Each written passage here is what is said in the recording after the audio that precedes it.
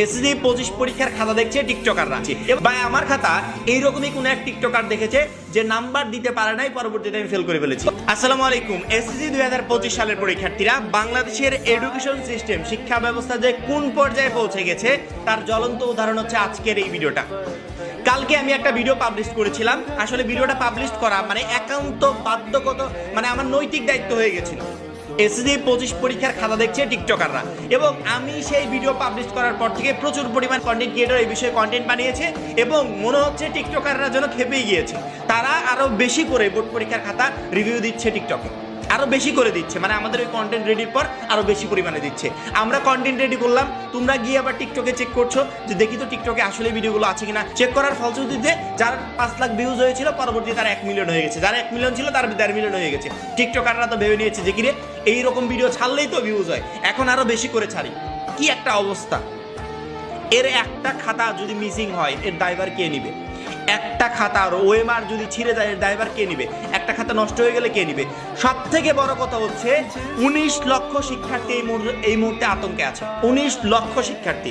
ওই ভিডিওটা ছাড়ার পর থেকে ওই খাতাটা যার না, ওই শিক্ষার্থীও বলছে আমার তো হাতের লেখার সাথে মিলে যাচ্ছে, ওই খাতাটা আমার। আরেকজন বলছে ভাইয়া ওই খাতা তো আমার, আরেকজন বলছে ওই খাতা তো আমার। বা অনেক শিক্ষার্থী মনে করছে যে আমাদের খাতাটা দেখা না গেলেও হয়তো বা আমার খাতাটাও এরকম করে দেখা হচ্ছে, এবং যদি পরবর্তীতে সেই শিক্ষার্থীরা ফেল করে, কোনো কারণে রেজাল্ট খারাপ হয়ে যায়, ও তো মনে করবে যে আমার খাতা নিশ্চয়ই কোনো স্টুডেন্ট দেখেছে যার খাতা দেখার কোনো যোগ্যতাই ছিল না, কোনো রাইটই ছিল না, সে আমার খাতাটা দেখেছে, নাম্বার দিতে পারেনি, আমি ফেল করে ফেলেছি। বা আমার খাতা এইরকমই কোনো এক টিকটকার দেখেছে যে নাম্বার দিতে পারে নাই, পরবর্তীতে আমি ফেল করে ফেলেছি। এই মুহূর্তে 19 লক্ষ শিক্ষার্থী আতঙ্কে, একটা দুইটা শিক্ষার্থী না, 19 লক্ষ শিক্ষার্থী। আমরা ভিডিও রেডি করেছিলাম যাতে আমাদের ওই ভিডিওটাকে তুমি শেয়ার দাও, এবং এই মুহূর্তে চলমান এই যে এডুকেশন সিস্টেমের এক ভয়াবহ অবস্থা, এই অবস্থা যাতে কিছুটা উন্নতি হয়।